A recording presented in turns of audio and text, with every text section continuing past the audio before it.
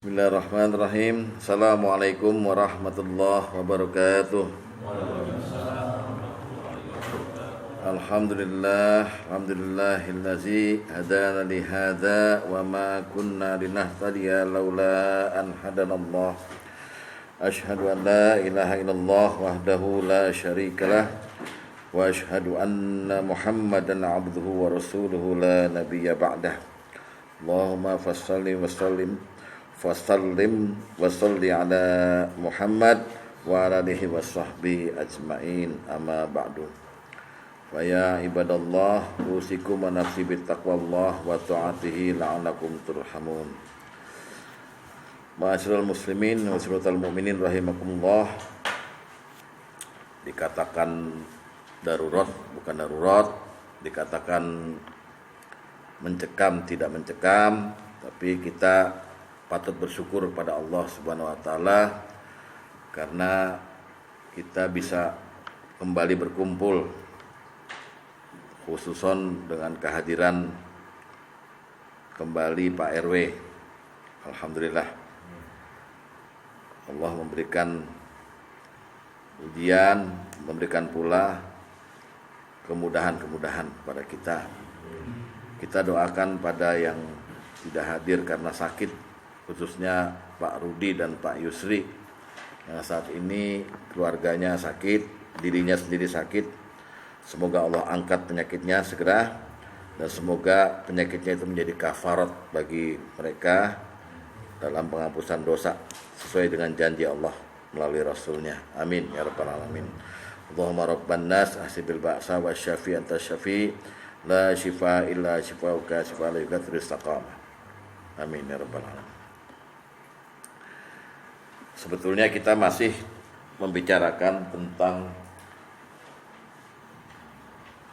orang-orang yang dikabulkan doanya. Kemudian kita membicarakan yang nomor 9 tuh, bebas dari barang haram. Selesai kan sudah ya, baik dari zatnya maupun dari pencariannya. Nah, kemudian kita mesti berangkat ke soimin ya. Tapi soimin kita tunda karena pembicaraan mengenai barang haram ini belum selesai. Maksudnya begini, pokoknya semua yang kemarin kalau kita lakukan, yang usaha haram atau memakan zat haram, maka doa kita nggak diterima. Tapi Allah memberikan pengecualian. Pengecualian bukan artinya begini, bukan diskon, bukan pula sesuatu yang dimudahkan gitu ya. Tapi ada kondisi di mana kalau kita memakan barang haram dengan kondisi tertentu atau berusaha di bidang yang haram dengan kondisi tertentu, nggak apa-apa. Nggak apa-apa dalam arti doanya masih bisa diterima gitu loh. Itu namanya pengecualian. Bukan rukhsah ya. Rukhsah kan keringanan.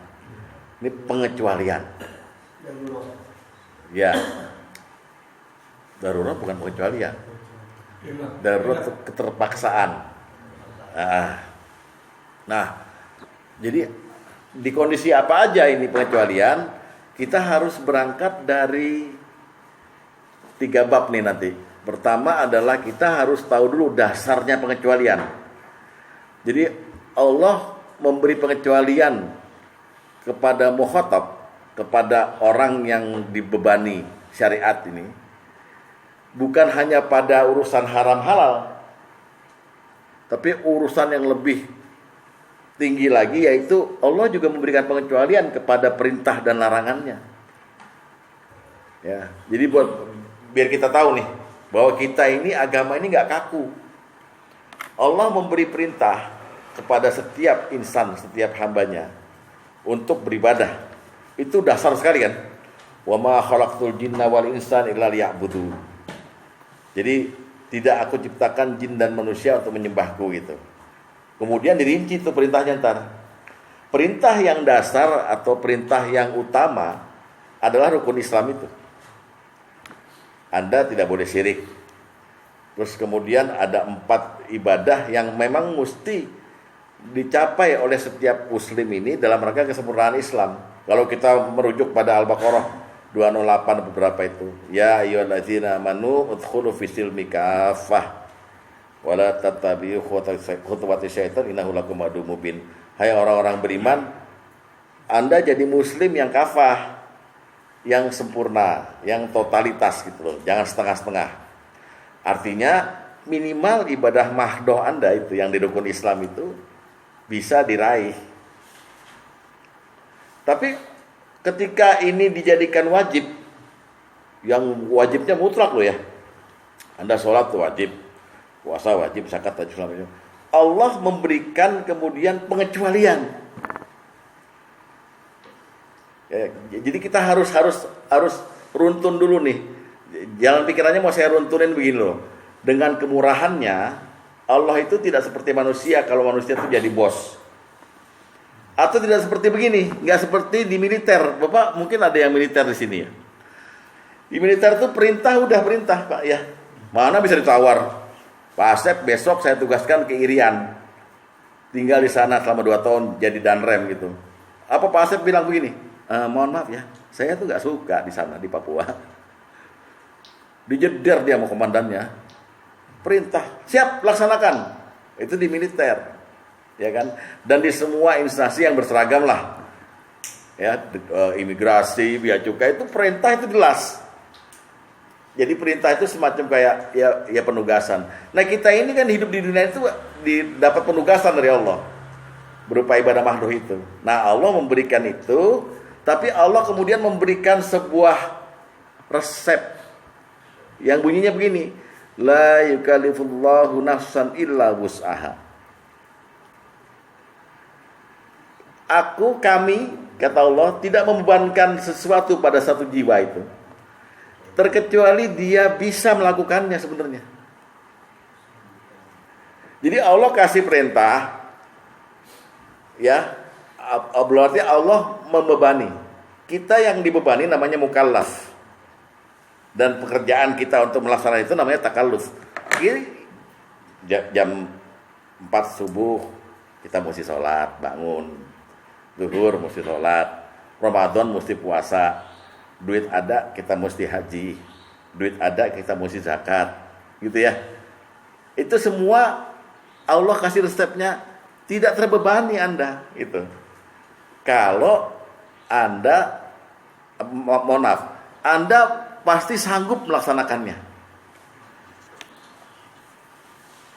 Itulah makna la yukallifullahu nafsan illa wus'aha. Saya kasih perintah sholat, pasti kamu bisa melaksanakannya.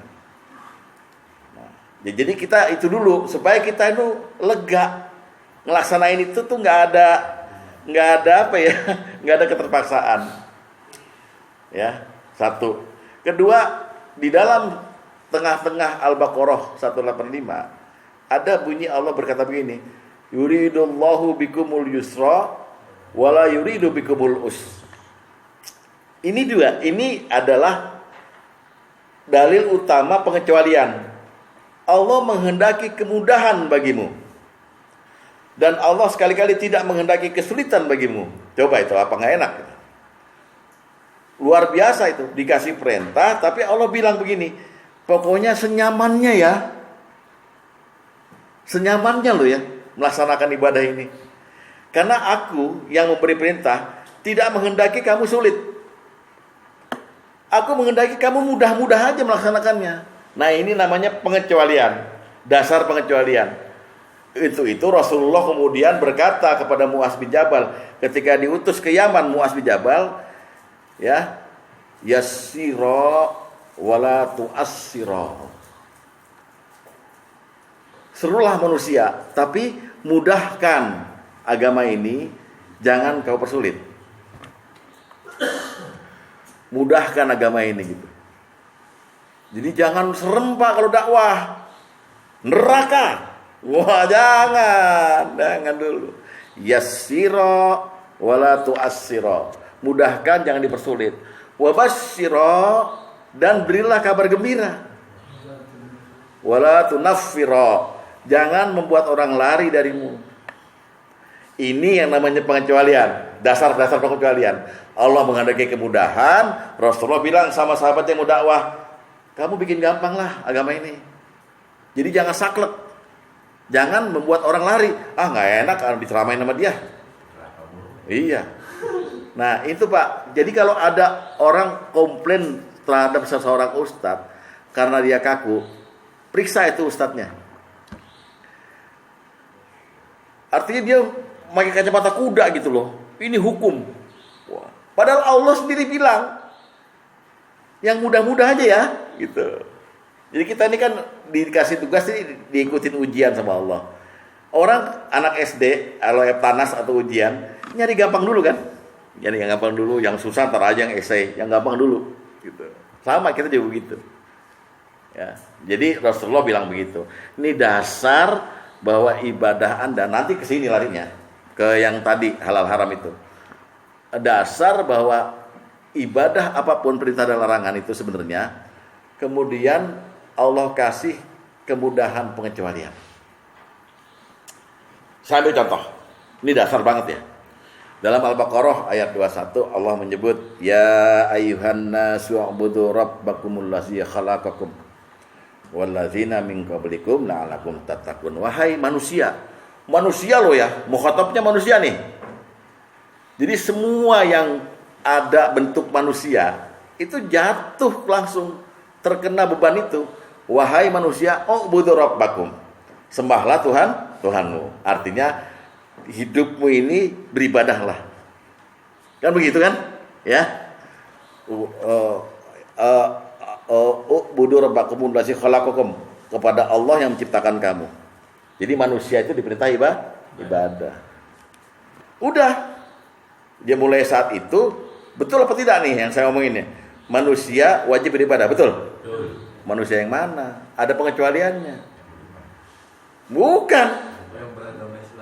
Bukan juga. Manusia mukhatabnya Anas kok semuanya. Ya kan?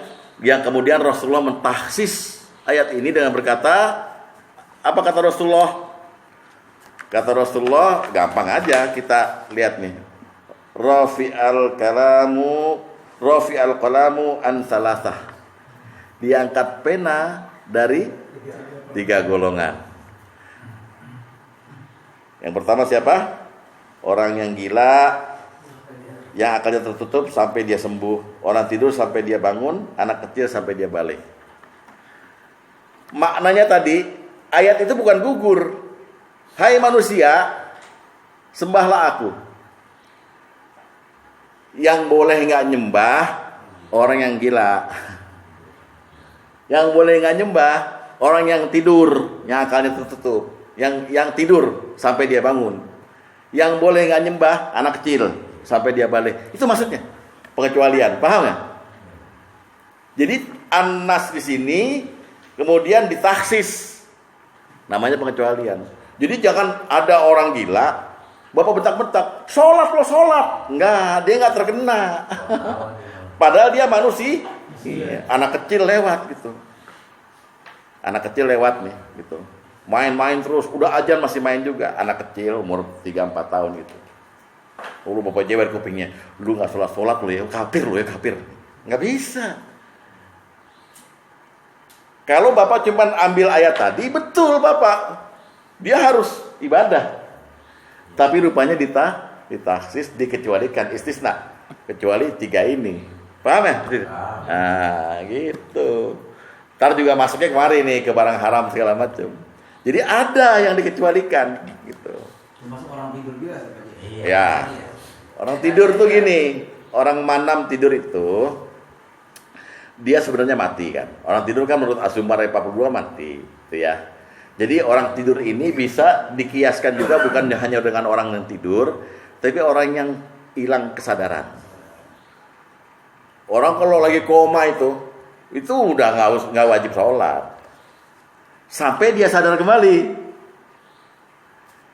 Orang dipukul pingsan, ya sampai dia bangun baru dia mukallaf lagi, terbebani dengan ya ayyuhan nasu ubudu rabbakumul ladzi khalaqakum.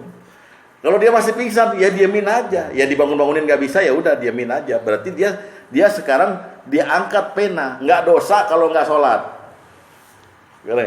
Anak kecil kayak gitu kan, nggak dosa kalau orang majnun, orang gila itu majnun itu bukan hanya orang yang gila. Semua kata bahasa Arab yang pakai jim dan nun itu artinya tertutup. Majnun itu tertutup akalnya. Bisa aja orang dia nggak gila, tapi dia dihajar palanya dari belakang, akhirnya jadi gila, orang amnesia, orang segala macam itu termasuk. Jadi ada perintah yang umum bahwa manusia suruh beribadah, tiba-tiba ada hadis. Rasulullah tidak lancang, Rasulullah memang meneruskan dan menjelaskan syariat.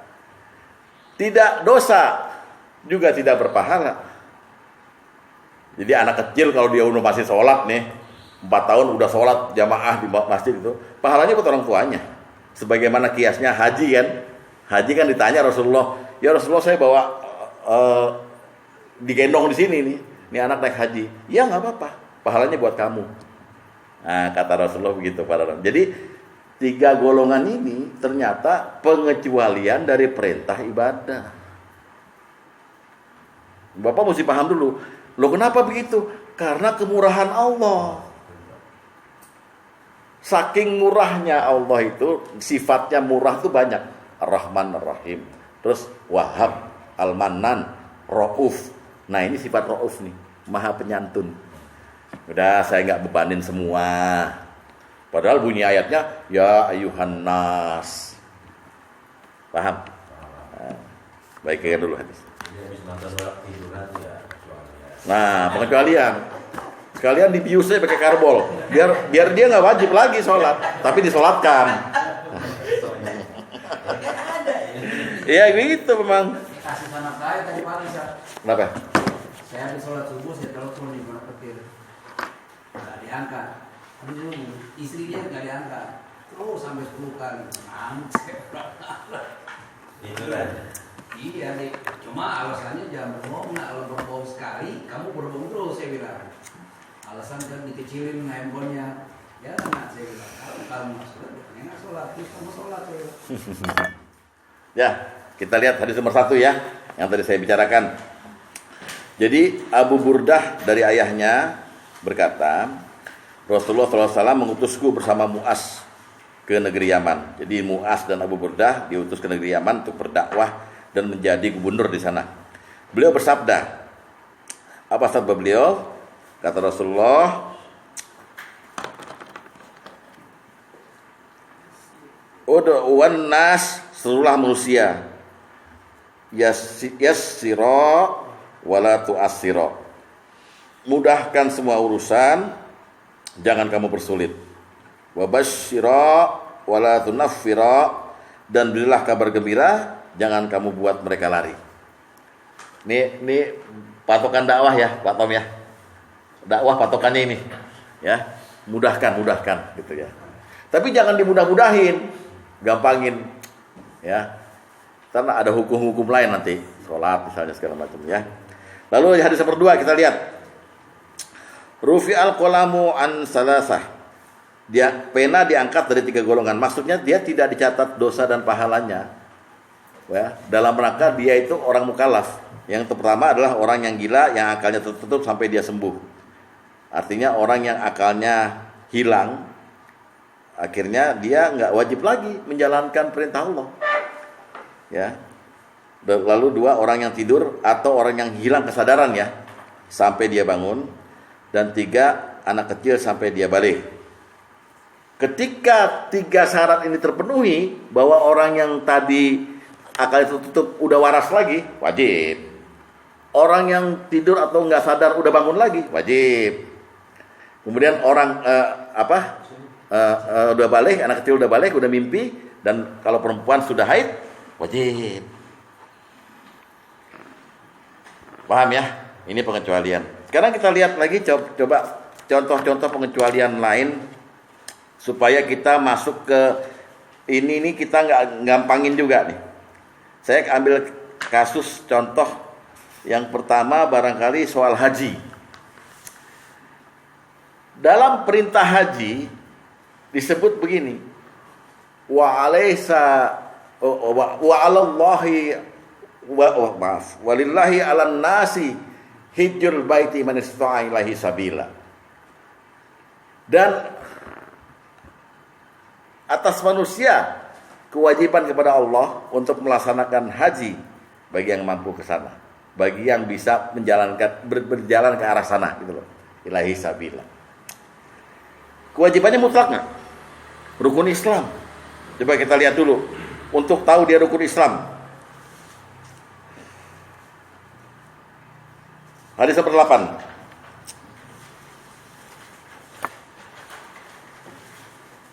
Ya, ini hadis dasar banget ini. Apa kata Ibnu Umar? Rasulullah bersabda, "Al-Islamu ala khamsin." Islam itu dibangun atas 5 perkara. Syahadat, udah. Terus sholat, zakat, puasa dan wahajil wahajil baiti. Artinya dan berhaji ke Baitullah. Ini mutlak. Jadi Bapak dibebani tugas haji.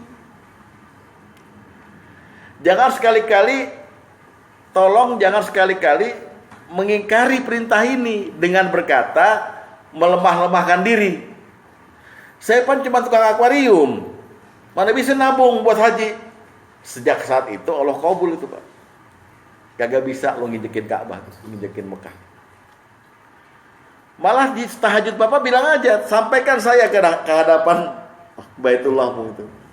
Sampaikan saya ke rumahmu itu. Gak tahu caranya gimana. Allah punya bisa lah caranya itu. Tenang aja. Ya kan? Di sini yang udah daftar haji siapa? Yang udah daftar. Udah daftar. Udah, Pak Ridwan. Ya udah. Dia selamat Pak di akhirat Pak. Daftar Pak. Urusan bayar ntar aja masih Covid kok. Bilang aja Pak, Covid Pak, belum ada restoran gitu. Daftar. Hah? Bisa dipakai.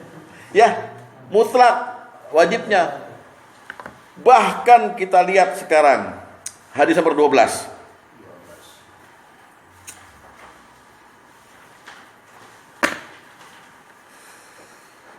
Apa kata Rasulullah? Man malaka zada aw rahila, ya, tablahu ila baitillah walam yahuj fala alaihi an yamuta yahudiyaw aw nasara. Barang siapa mempunyai bekal atau kendaraan yang bisa mengantarkan ke Baitullah namun tidak berhaji, maka silahkan dia mati sebagai orang Yahudi atau Nasrani. Di mana pengecualiannya jadinya? Hah? Nah, bayangkan Allah bilang walillahi 'alan nasi hijjul baita man istata'a ilaihi sabila. Dan atas manusia wajib pada Allah untuk berhaji. Lalu haji itu rukun Islam. Rasulullah terus mengancam, tapi disertai dengan mukhatab yang dikecualikan. Orang Islam wajib haji, betul? Nah, tapi Rasulullah bilang, siapa orang Islam yang punya bekal dan punya kendaraan ke sono, tapi nggak mau berangkat, pilih matinya Yahudi atau Nasrani. Sama dengan bilang, yang nggak punya bekal dan yang nggak bisa punya kendaraan ke sono, nggak usah berangkat. Paham nggak? Itulah kemurahannya Allah. Tadinya dia pilarnya Islam, bangunan Islam, tiba-tiba ditaksis. Cuman yang boleh berangkat dan yang bisa berangkat aja yang wajib. Bagi bapak-bapak yang nggak punya itu bekal, nggak usah berangkat. Paham? Tapi ya tahu diri Pak, ngerokok kepas-kepus, beli handphone, pilih yang mahal. Giliran kurban, mah kita ambil kambing yang 2 juta aja, yang urusan dikit. Handphone lu 6 juta. Paham ya? Gitu, tahu diri Pak. Bapak udah diringanin, dikecualikan dari orang yang diwajibkan loh. Rasulullah ngancam, tapi ngancamannya bukan kepada seluruh umat Islam yang wajib haji. Umat Islam yang kaya nggak berangkat lo Yahudi Nasrani lo matinya. Sama dengan ancaman, siapa yang punya duit buat beli korban, nggak beli korban, nggak berkorban tahun ini, kata Rasulullah, jangan dekati musola kami. Rasanya di banknya ada nggak 4 juta? Ada dong. Nggak beli kambing, gue cekek loh.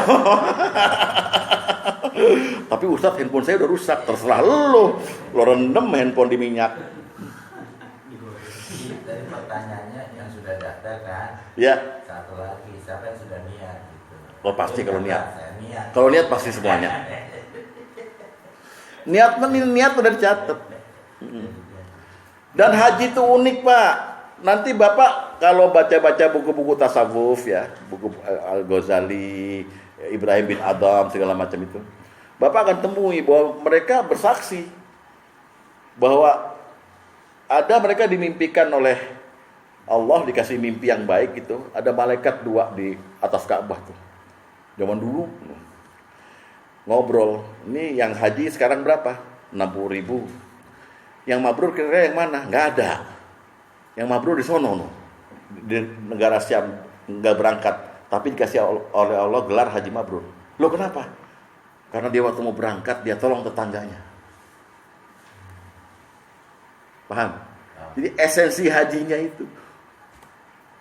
Jangan belum haji udah pesta Pak. Walimatus safar. Saya pamit. Anak-anak saya tolong jaga. Pret. Udah berangkat. Karena oleh haji yang paling indah adalah la syarikalah. Saya nggak musyrik lagi, Allah nggak musyrik lagi. Bukan saya yang hebat, engkau yang hebat gitu dong. Jangan ngumumin duluan. Ntar nggak jadi berangkat atau kepleset di toilet WC airport, ya kan? Itu, ya. Lihat lagi ada nomor 7.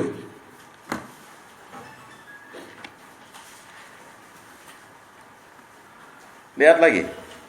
Malam tahbishu hajatun zahira wala maradun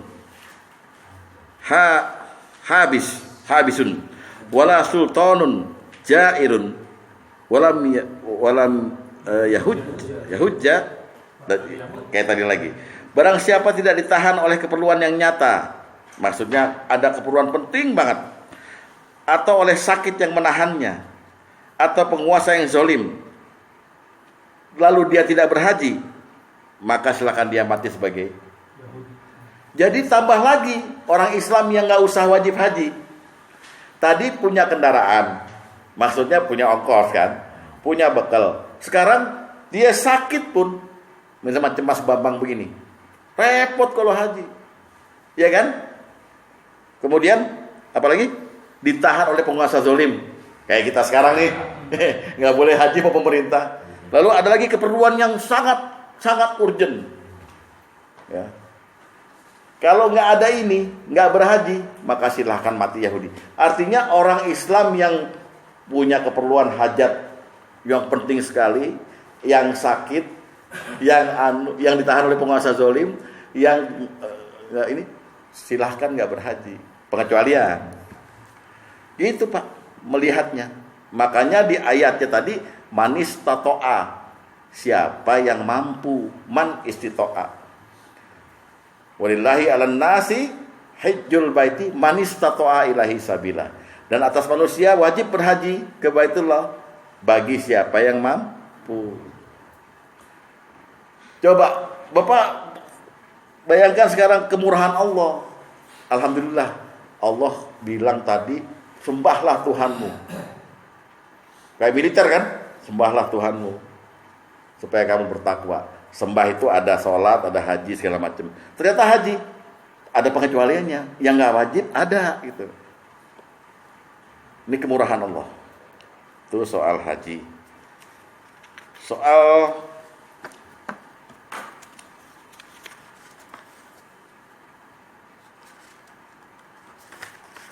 Soal puasa. Soal puasa itu kewajibannya mutlak. Ya ayyuhallazina amanu kutiba alaikumusyamu kama kutiba alal ladzina min qablikum la'allakum tattaqun. 183 Al-Baqarah. Waduh, berarti diwajibkan atas kamu puasa. Baru belum titik itu. Allah lanjutkan, ayyamam ma'dudat. Puasa yang saya maksud, kata Allah, ini itu diterangin sama Rasulmu itu, yaitu di bulan Ramadan. Faman kana maridon au ala safarin faidatun min ayamin ukhar. Tapi barang siapa yang sakit atau dalam perjalanan, boleh nggak puasa, ganti ya, tapi di hari lain. Itu namanya pengecualian. Wa 'alal ladzina yutiqunahu fidyatun ta'amu miskin. Dan bagi mereka yang tidak sanggup mengerjakannya karena udah uzur, udah tua, atau ada perempuan hamil yang menyusui, atau orang yang pokoknya yang nggak sanggup lagi, dia sudah koma segala macam. Fidyatun ta'amu miskin. Bayar fidyah pada orang miskin. Baru Allah wajibkan itu. Baru Allah wajibkan kan? Tiba-tiba ada komanya, silahkan golongan ini dikecualikan. Tapi tetap harus bayar kafarat berupa ganti hari lain atau fidyah. Itu kemurahan Allah. Jadi pengecualian itu banyak, Pak. Di setiap ibadah ada khitab, ada perintah, ada mukhatab, ada yang menerima perintah. Mukhatabnya ini enggak semua. Saya contohin lagi. Bapak buka perintah sholat Jumat. Di situ disebut begini, ya surat Jumat ayat 9. Ya. Ya ayyuhallazina amanu idza nudiya lis-salati min yaumil jum'ati fas'au ila zikrillahi wa dzarul bai'. Hai orang beriman, jika disuruh pada kamu untuk sholat Jumat, maka bersegeralah untuk sholat ya, zikrillahi, dan tinggalkan aktivitasmu. Ini buat siapa, Pak?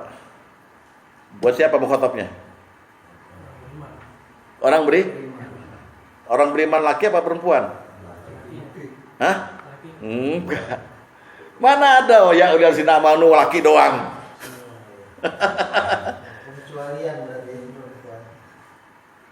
Kepada semuanya. Kalau ya allazina amanu untuk laki doang, yang tadi puasa bagaimana? Ayo dong kita dalami ini perintah Allah. Ternyata perintah Jumat itu untuk semuanya. Ya kan? Tetapi kemudian hadis nomor 5 berbicara lain. Hadis nomor 5. Dari Thariq Ibnu Syihab bahwa Rasulullah SAW bersabda, Al-Jum'atu haqqun wajibun ala kulli muslimin fi jamaah. Jumat itu hak yang wajib bagi setiap muslim dengan berjamaah. Illa arba'ah, kecuali kepada 4 golongan. Enggak wajib. Loh, tadi perintahnya jelas di Quran wajib, sekarang yang 4 enggak wajib. Siapa aja itu? 1 budak, 2 wanita, 3 anak kecil, 4 orang yang sakit. Padahal budak, wanita, anak kecil atau orang yang sakit beriman nggak? Beriman. Pengecualian kan? Nah, begitu. Yang haram sama halal ini. Biar saya kasih contoh dulu yang banyak supaya jelas bahwa ternyata Allah itu sangat murah, sangat maha pemurah gitu loh. Nggak kaku-kaku amat. Gitu. Ya, 4 ini. Bahkan ada hadis lain bilang orang yang lagi terkena badai, hujan badai yang bikin becek itu nggak wajib Jumat. Coba bayangkan, Pak. Ya, ini biar bapak-bapak semua mengerti. Zakat. Kenapa? Masukin. Tadi kan juga yang ini nggak saya bawakan hadisnya yang kena hujan badai. Ya, sholat Jumat yang 4 ini kayak tadi kasus saya nggak ada masjid itu gimana? Nggak apa-apa. Nggak apa-apa. Kecualian. Iya, itu uzur syar'i itu. Itu kan dizolimi sama penguasa kita. Oh, termasuk yang kayak di ini ya, hadis yang nomor. Iya tadi. Puasa ya. Iya. Udah jelas ya Pak ya. Jadi kita jangan kaku dalam menjalankan perintah agama. Supaya kita nggak terlalu beban banget gitu loh. Santai aja. Ya. Kemudian kita lihat lagi ini yang mulai mengarah kepada sifat ya. Menurut Bapak munafik itu gimana? Haram nggak nih? Munafik itu dosa nggak? Dosa. Di An-Nisa disebut orang munafik itu fit darkil asfali minan nar. Orang munafik itu ada di bawah kerak neraka nantinya. Ya kan? Di An-Nisa 145. Lalu Rasulullah kasih tahu ada 3 tanda orang munafik. Idza hadatsa kadzab, wa idza wa'ada akhlaf, wa idza tumina khon. Ya kan? Kalau berbicara dusta, kalau berjanji dia nggak ditepatin, kalau diberi amanat khianat. Rasulullah bilang tidak disebut bohong 3 hal ini. Jadi dusta yang boleh adalah 3 hal ini. Jadi dusta itu tadinya hukumnya munafik, haram, tapi boleh bohong untuk 3 hal ini. Ya berarti ada pengecualian. Ngerti gak? Oh gitu. Jadi tetap orang tuh bisa nyari celah supaya nggak dosa, maksudnya gitu loh. Makanya kalau memang nggak mau haji, ya bilang sama Allah, ya Allah miskinkan aku gitu. Jadi nggak berangkat, nggak berani kan? Doa begitu nggak berani kan? Ya lapar terus gitu ya. Lihat hadis nomor 13 dulu. Hadis nomor 13 lihat.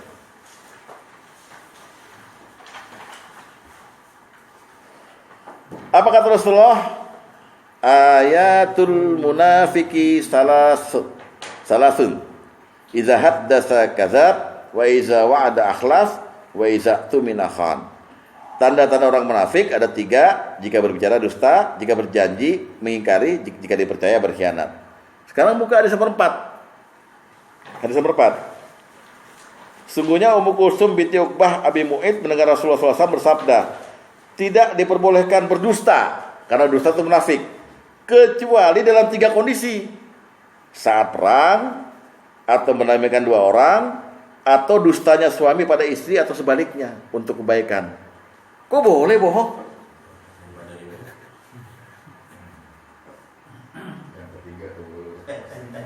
Iya, tapi jangan bilang.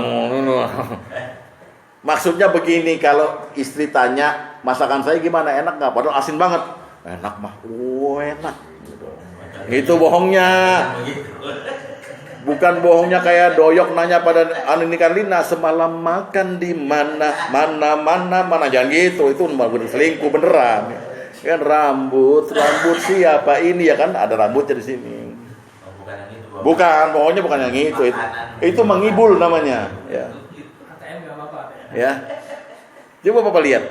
Tadi Allah nyatakan di An-Nisa, orang munafik, orang bohong deh, bakal di dasar neraka. Karena kebohongannya itu pasti berlipat-lipat. Lalu Rasulullah menegaskan bahwa orang munafik itu ada 3, dusta, ya kan? Sekarang Rasulullah bilang lagi, dusta boleh. Jadi hukumnya dusta itu apa jadi? Nggak tentu hukumnya. Kalau kecuali 3 ini pasti munafiknya. Kalau yang 3 ini nggak munafik. Kalau perang itu kan siasat. Orang berantem deh misalnya, saya sama Pak Asep. Saya sebetulnya mau ninjunya pakai tangan kanan, tapi saya yang gerak tangan kiri duluan. Kan saya bohong tuh. Wah gitu. Maklum Ustadz kan taekwondo dulu ya. Dulu kelas 2 SD. Ya siasat perang boleh. Dusta padahal. Kalau mendamaikan 2 orang, damain Pak Tom berantem sama Pak Sugeng. Saya mau damain gitu. Saya bisa bohong sama Pak Tom. Pak Sugeng udah nyerah, nggak mungkin berani sama ente. Padahal Pak Sugeng pengen nyekek Pak Tom. Saya bilang lagi sama Pak Sugeng gitu, udah Pak Tom pengennya damai. Selesai. Padahal Pak Tom bilang, geli gue damai sama dia, misalnya gitu. Jijik gue, nah gitu misalnya. Tapi saya bilang sama dia, Pak Sugeng, Pak Tom pengennya damai. Akhirnya saya temuin, salaman. Terserah lo habis itu mau bunuh-bunuhan, yang penting gue udah damain. Tapi saya bohong sama 2 pihak gitu. Itu boleh. Bohongnya itu boleh. Bayangkan itu. Tidak munafik. Itulah pengecualian dari perintah Allah atau larangan Allah. Paham sampai sini? Nah, kita masuk nih ke sini baru ke halal haram itu tadi. Apa aja yang dikecualikan gitu. Tapi tadi saya kasih contoh lagi deh yang lain lah. bosen deh lo. Lihat. Sholat. atau zakat dulu. Zakat dalam At-Taubah ayat 60 kita buka. Surat 9 ayat 60.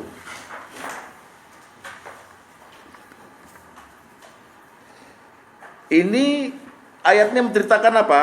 Innamas shadaqatul lil fuqara'i wal masakin, 1, 2. Terus wal amilina 'alaiha, 3, amil. 4, wal mu'allafati qulubuhum, mu'allaf, 4. 5, wa fir riqab, budak. 6, wal gharimin, utang. Wa fi sabilillah, 7. Terus wa ibnis sabil, 8. Zakat itu atau sedekah itu, zakat itu hanyalah untuk orang fakir, miskin dan segala macam. Ini ceritain siapa? Ceritain apa? Asnaf. Orang-orang yang berhak dapat zakat. Orang-orang yang berhak dapat zakat tuh wajib zakat nggak?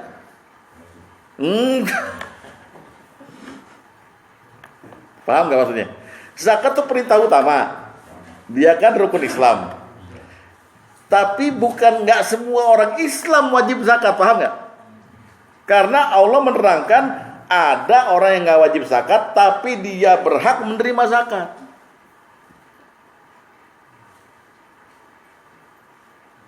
Ini orang nggak wajib zakat pak semuanya, yang 8 ini. Tapi dia berhak menerima zakat. Artinya kewajiban zakat itu tidak mutlak kepada seluruh kaum muslimin. Apalagi zakat itu berbentuknya zakat pertanian, zakat emas, zakat perak. Lah orang nggak punya zakat, nggak punya emas, nggak punya perak, berarti dia jadi nggak wajib zakat gitu loh. Ngelihatnya gitu. Makanya di At-Taubah lagi ayat 103 lihat. At-Taubah yang di surat yang sama ayat 103 lihat. Khus min amwalihim sodakotan. Ambillah zakat dari harta mereka. Berarti orang yang wajib diambil zakatnya orang yang punya harta. Itu artinya pengecualian dari perintah yang wajib. Kalau posisi Bapak bagaimana? Misalnya saya mau tanya nih, Bapak tahun ini ada nggak yang bakal yang bayar zakat mal?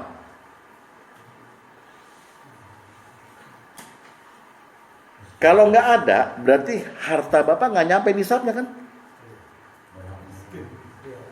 Iya kan? Pengecualiannya itu. Anda tidak wajib zakat. Iya, bukan miskin. Memang hartanya nggak nyampe 86 gram emas. Segitu-gitu aja kayak Dedek saldonya tuh paling 3 juta. Ya. Nggak tahu beli kambing panggantan.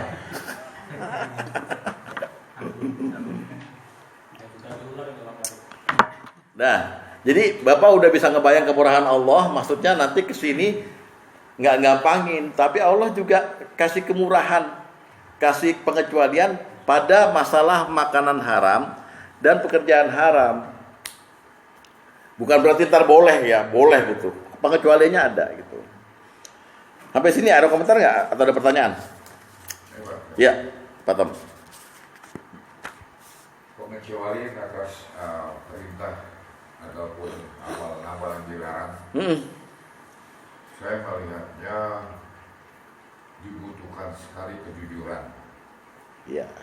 Di sini intinya, kalau antum tadi bilang haji, bilang korban, ketiduran, ya. Ini semuanya kan harus ada usaha dalam arti semampu kita. Ya. Tidur kalau semalam di pegangan nonton bola aja. Jangan nyindir Pak Sugeng dong. Jangan sampai dimudah-mudahkan mengambil fasilitas ini. Gitu. Betul. Tadi kan saya bilang di tengah. Ya, jujur dan Allah nggak bisa dibohongin. Tapi fasilitas ada. Iya. Tapi yang menggunakan memang orang yang betul-betul udah usaha begitu kan ya. Udah usaha maksimal lah gitu ya. Baru dikasih kemudahan ini gitu. Ya, itu aja. Jadi saya nggak dapat kecuali. Bapak pada waktu tidur memang minta apa Allah nggak? Ya Allah bangunkan saya waktu subuh nggak ya? Nggak, ya udah bener-bener emang Bapak nggak dikecualikan.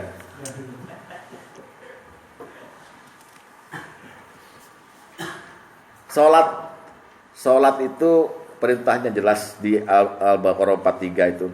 wa aqimus sholata wa atuz zakata warka'u ma'ar rakiin. Ketika Allah berkata perintah, dirikanlah salat, bayarlah zakat, dan rukulah bersama orang-orang yang ruku, maka yang dimaksud dengan perintah itu adalah salatlah kamu dengan cara-cara yang diajarkan Rasulku. Salat benar. Tapi artinya orang itu mesti mencapai kesempurnaan salat, Pak. Khusyuknya, gerakannya segala macam. Tiba-tiba ada keringanan, pengecualian dari Rasulullah ketika ada seorang sahabat yang lagi sakit kayak Pak Rudi nih, sakit ambeien. Ya Rasulullah, saya wasir. Gimana cara saya sholat? Oh, kamu kalau bisa sholat paling utama berdiri. Kalau nggak bisa berdiri, duduk. Nggak bisa duduk, berbaring. Loh, ini bukan kemudahan, pengecualian. Tapi Rasulullah terangkan, kalau berdiri pahalanya sempurna, lu duduk setengah, kalau berbaring seperempat, kan gitu pahalanya. Tapi pengecualian, kan nggak boleh orang dalam keadaan normal nih, kemudian dia sholat duduk aja, nggak boleh. Ada pengecualian. Sama dengan puasa tadi kan, maridon, sakit, ya.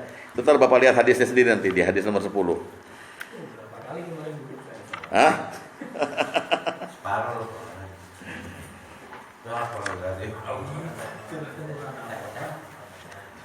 Terus kita lihat lagi sekarang. Ada pernah kita hafalan hadis mengenai perintah tahajud? Buka Al-Isra 79. Ini mengenai qiyamal lail ya, mengenai ibadah malam.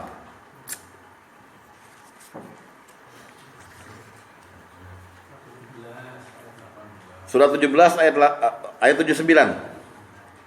Wa minal laili fatahajjad bihi nafilatan lak. Dan pada sebagian malam lakukanlah salat tahajud sebagai satu ibadah atau tambahan bagimu. Ya. Dan wa minal laili, dan sebagian malam lakukan tahajud, maka orang langsung berasumsi bahwa ini ada di malam hari tahajud nih, ya kan?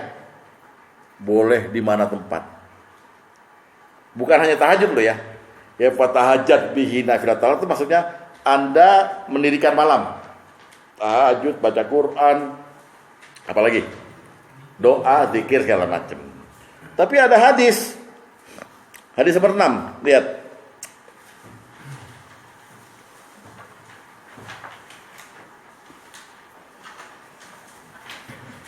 Dari Abu Hurairah bahwa Rasulullah SAW bersabda, Rabb tabaraka wa ta'ala turun ke langit dunia pada setiap malam. Hina yabqa sulusul lailil akhir, yakni sepertiga malam terakhir. Seraya berfirman, siapa yang berdoa padaku akan aku kabulkan. Siapa yang minta padaku, aku berikan. Siapa yang mohon ampun padaku, aku ampuni. Apakah ayat tadi ditahsis bahwa tahajud dan sebagainya sebaiknya di sepertiga malam terakhir? Artinya begini, karena seolah-olah waktu sepertiga malam terakhir antara jam 3 sampai jam 4 ini kita ketemu Allah. Kalau kita habis Isya atau jam 10 nggak ketemu Allah. Kira-kira pemahamannya gimana Bapak?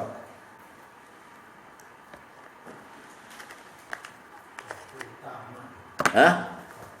Makanya waktu utama kan. Tapi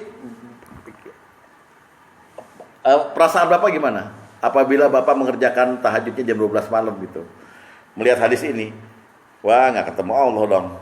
Allah turunnya sepertiga malam terakhir.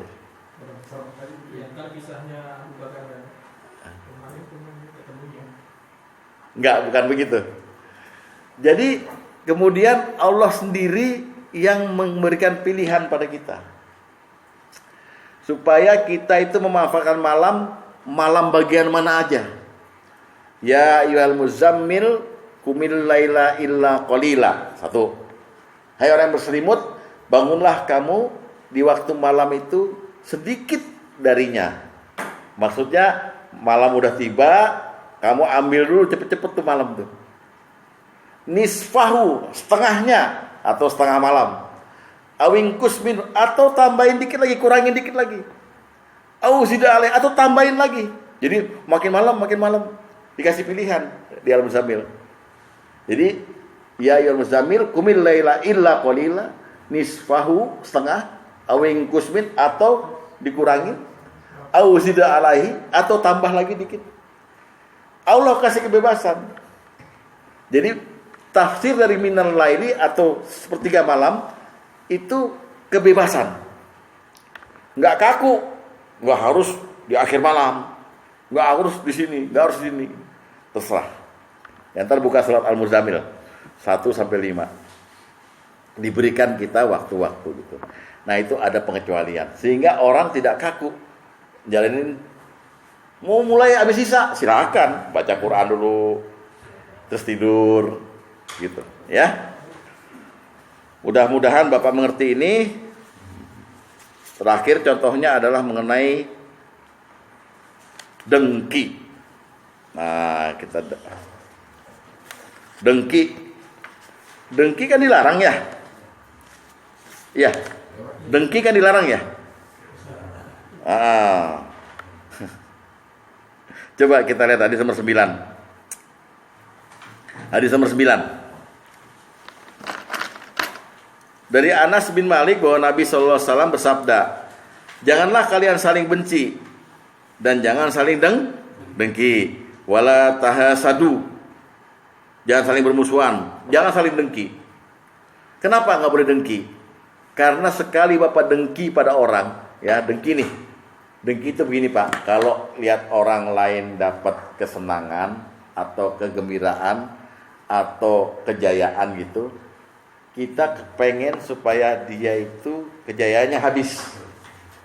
Dan kalau perlu dia hancur, balik ke kita itu.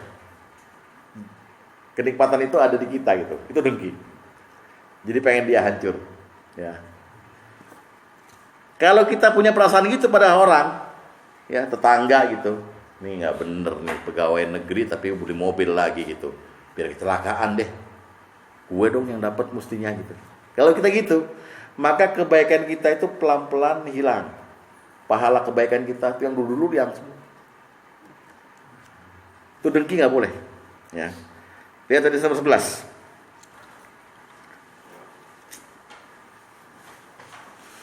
Dari Anas bahwa Rasulullah SAW bersabda, al-hasadu ya'kulul hasanati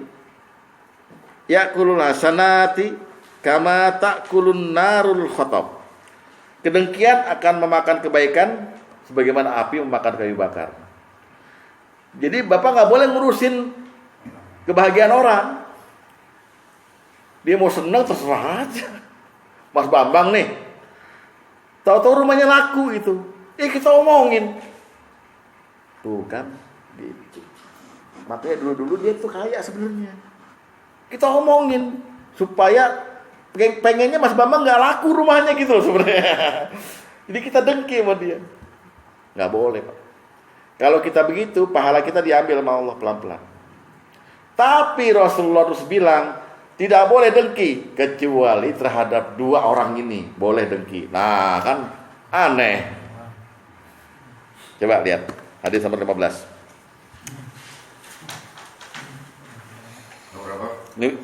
Nomor 15.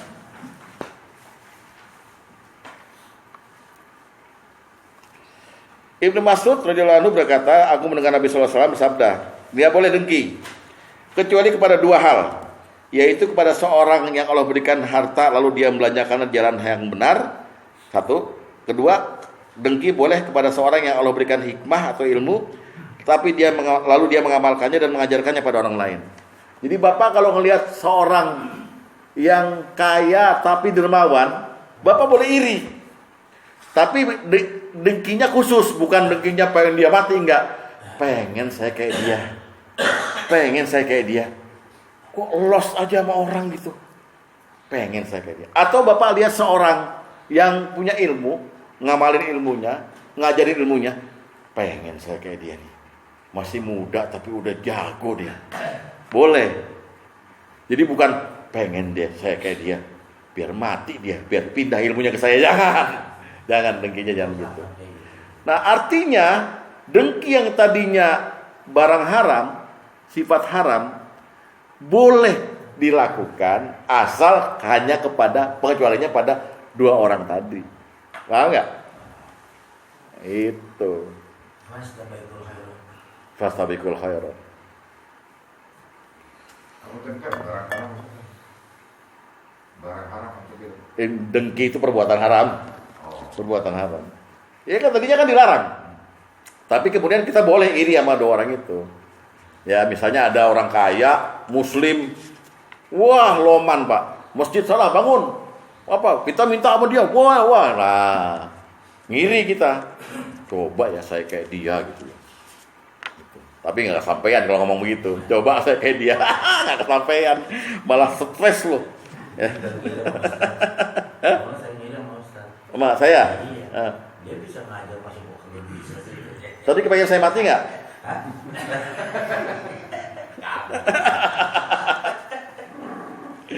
Dah gitu dulu sementara. Jadi ini dasar untuk kita ngomongin di kondisi apa barang haram dan perbuatan dari usaha haram ini akhirnya ada pengecualiannya.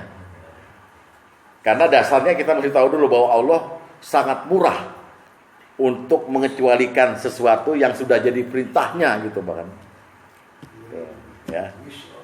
Mau sekarang atau minggu depan? Ini udah 1 jam soalnya. Enggak, itunya keterangan. Ini kan baru dikasih dasarnya dulu gitu. Ya, dengan minggu depan aja ya. Kita hari ini hafalan jadinya karena banyak orang. Ya, hari ini kita hafalan aja. Ya. Enggak, biar Bapak penasaran. Apa barang haram apa yang boleh kemudian dimakan di kondisi apa gitu dikecualikannya, dan pekerjaan haram apa yang kok boleh dilakukan gitu. Dasarnya kita terangkan minggu depan aja. Agak lama. Hah? Agak lama, bisa 1,5 jam. Apa bang? Ya, kan semua pengecualiannya dalam kondisi-kondisi tertentu saja. Artinya ada bukan kondisi yang permanen. Iya. Tapi kan nanti yang mau digambar ini, misalnya bekerja dalam kondisi permanen. Iya. Di mana pengecualiannya? Ya nanti, makanya. Pertanyaan. Iya. Minggu depan. Ini kita hafalan dulu aja biar dasarnya ada gitu kan. Itu udah nafsu aja. Benar. Kalau ngaji jangan lama-lama gitu. Hafalan yang lama boleh. Habis 3 minggu nggak ada hafalan sama sekali. Keenakan lu. Gitu.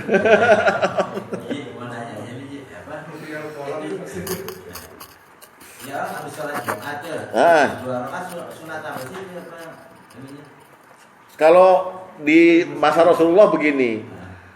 Rasulullah senantiasa sholat sunnah sehabis Jumat itu. Kalau di masjid itu 4 rakaat.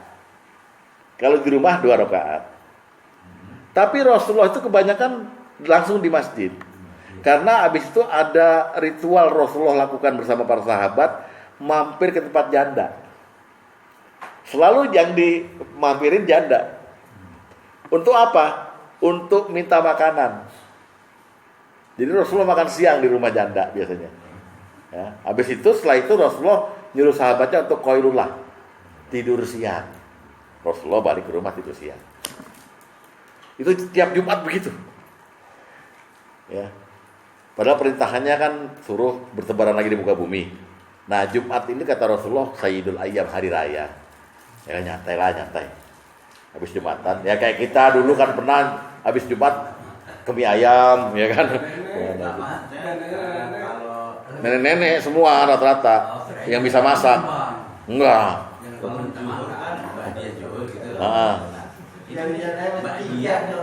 Ba'diyah Jumat. Ba'diyah Jumat, iya. Ba'diyah Jumat ya. Iya. 4 rakaat. Iya. Tapi umumnya sih di masjid 2 rakaat aja. 2 rakaat, 4 rakaat 2 salam tetap. Habis salam langsung bangkit. Bangkit lagi. Tetap Ba'diyah Jumat. Ba'diyah Jumat. Ya. Tapi ini tadi dibilang mampir ke tempat janda. Iya. Bukan jamur ya? Kalau ini jamur kan Pak Tom. Weh jamurnya gitu. Jamur. Tadi Jamur, janda di bawah umur. Tadi janda di bawah umur yang Pak Tom gitu. Kan dibilang Bukan janda. itu. Ya kasar gitu. Kenapa Rasulullah mampir ke tempat janda? Karena banyak janda-janda perang yang udah tua-tua itu, yang jago masak, yang selalu menawarkan Rasulullah kalau Rasulullah lewat. Oh, Makan di tempatku. tapi gratis atau gimana? Gratis. Makanya di sini Oh, banyak. langsung semuanya diajak sahabat itu. Cukup, selalu makanannya cukup. Habis itu ada ritual tidur siang. Nah, sampai asar tidur siang. Sendiri ya kalau. Wah. Ayo, ada lagi yang mau ditanyakan? Tuh, Enggak, tetap saya ingat hafalan tetap. bisa tuh ada pertanyaan. Udah 2 minggu kagak apa-apa dijawab. Gila, kayak mas sama hafal. Oke, hafalannya 2. Yang satu ada di Al-Baqarah 185. Cukup Bapak hafalin itu aja. Yuridullahu bikumul yusra wala yuridu bikumul usy. Itu aja. Allah menghendaki kemudahan bagimu dan Allah tidak menghendaki kesulitan bagimu. Itu dulu. Yuridullahu bikumul yusra wala yuridu bikumul usy. Ada di Al-Baqarah 185 di tengah-tengah. Dibuka. Yuridullahu bikumul yusra. Yusra itu mudah. Yusri. Wala yuridu bikumul usy. Ya. Jadi kalau udah begini, minggu depan Bapak menerima keterangan tentang kemudahan atau pengecualian barang haram tuh enak gitu. Oh, ini gara-gara Allah itu menghendaki kemudahan. Gitu. Itu yang pertama ya, hafalannya itu ya. Yuridullahu bikumul yusra wala yuridu bikumul usra. Itu doang. Ya. Dengan terjemahannya. Ya, Allah menghendaki kemudahan bagimu dan tidak menghendaki kesukaran bagimu. Itu hafalin. Sampai mana Pak yang Al-Baqarah? Yuridullahu bikumul yusra wala yuridu bikumul usra. Tengah-tengah Pak. Kalau itu pemilu. Bukan. Yuridullahu bikumul yusra Enggak. wala yuridu bikumul usra. Wala. Yuridu Di surat yang ini juga nih. di surat 185, iya. Ya.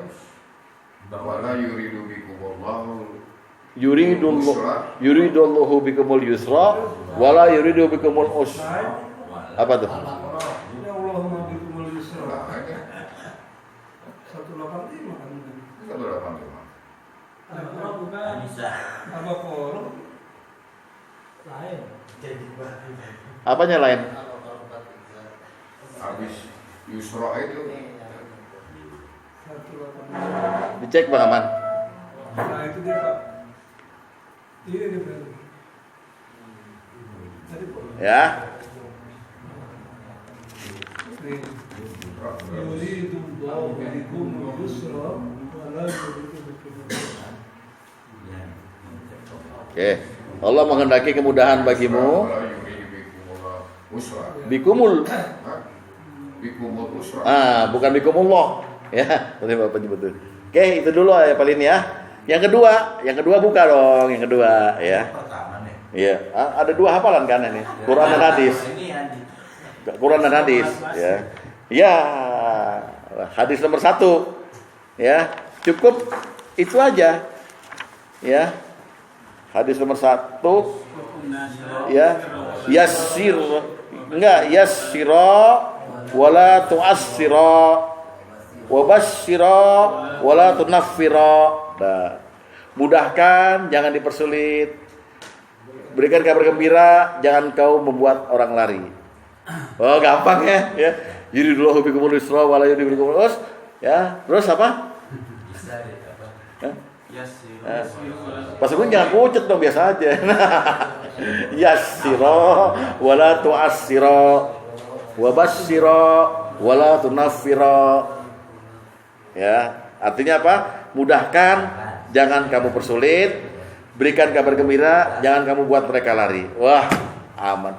Udah, ini apa modal dakwah ini doang. Yang sudah hafal gitu. Ya. Oke, saya kasih waktu. Cukup lama. Wah, 2 menit buat orang kafir. 20 menit lah. Sampai akhir ya. Baik, yang mana, Pak? Satu. Enggak. Sampai Yang di garis saja, Pak. Hah? Yang di garis saja, Oh. yang di garis saja tuh. Ya. Sampai akhir, sorry, sampai akhir. Nah. Yassira wala tu'assira wa basyira wala tunaffira. Yuridullahu bikumul yusra wala yuridu bikumul usra.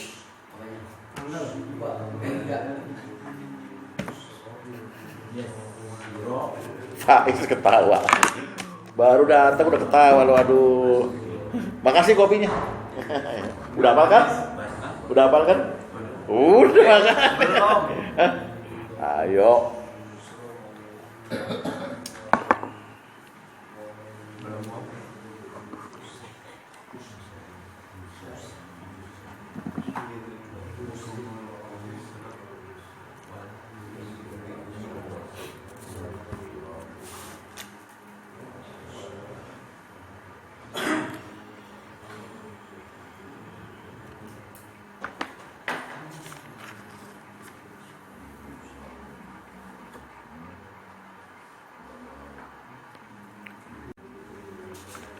Saya tutup dulu ya kalau gitu ya, tausiah saya. Semoga ada manfaatnya dan saya minta melakukanlah dengan senang hati. Ini bukan kewajiban, ini hanya pilihan saja. Kalau Bapak mau pintar, Bapak mau kenal agama, ya ada yang dihafal. Jangan cuma dengerin doang, mustami'an. Muta'aliman kalau bisa. Menyerap, menghafal. Assalamualaikum warahmatullahi wabarakatuh. Waalaikumsalam warahmatullahi wabarakatuh.